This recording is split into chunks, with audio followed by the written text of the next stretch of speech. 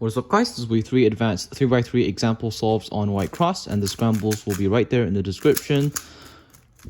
Let me know in the comments if I should still make example solves daily, because it might be helpful, it might just be not helpful because people aren't going to watch every single one of them.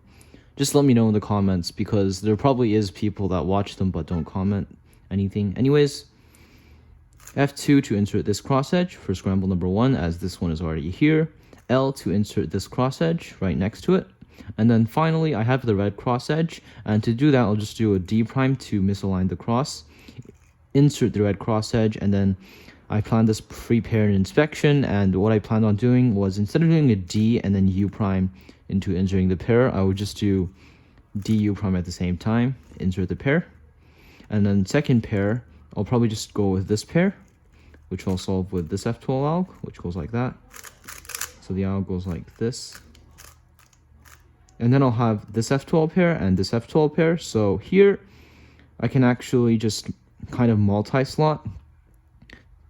Multi-slotting has two definitions. One is there's pure multi-slotting and there's not pure multi-slotting. Pure multi-slotting is when you solve both at the same time, and another type is when you solve one but influence the other pair to make it a free pair or make it into a better pair. So anyways, here I can just, instead of doing keyhole like this, which gives me this F12 pair, I would just do keyhole with DU prime and then RU prime R prime instead, and then do a YG prime. Now I have this better pair, which is a free pair, and then I just have an anti-soon into an emperor.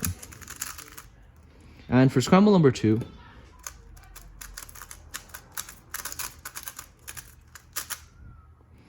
what I can do...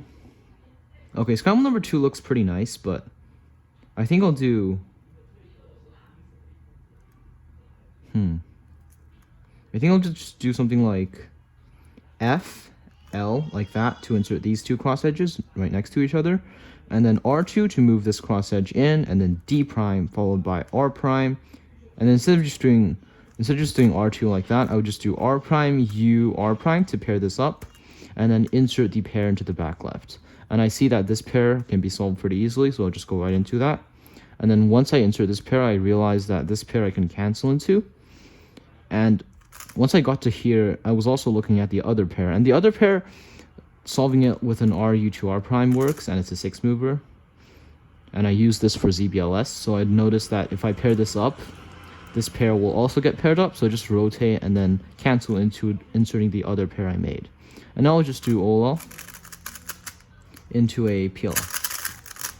And I regroup for JPerm when there's pre-AUF. It's faster. Okay, and now for the final scramble, I can do something like L2 to insert this cross-edge right next to this cross-edge, and then D to align these two pieces, and then finally insert this with R, and then I'm left with this cross-edge, which I can do with D prime, R prime. Instead of doing a D, I would just do a YG U prime, like that, and go right into this F12 pair. And I notice I can cancel into this F12 pair. And then here, I notice that this pair will stay here, and I can notice that this pair isn't very good case, so I would just likely do something to make it a better pair. Actually, I'll probably just solve this pair first with this empty slot trick, and now I'll just solve this rotationless F12 algorithm.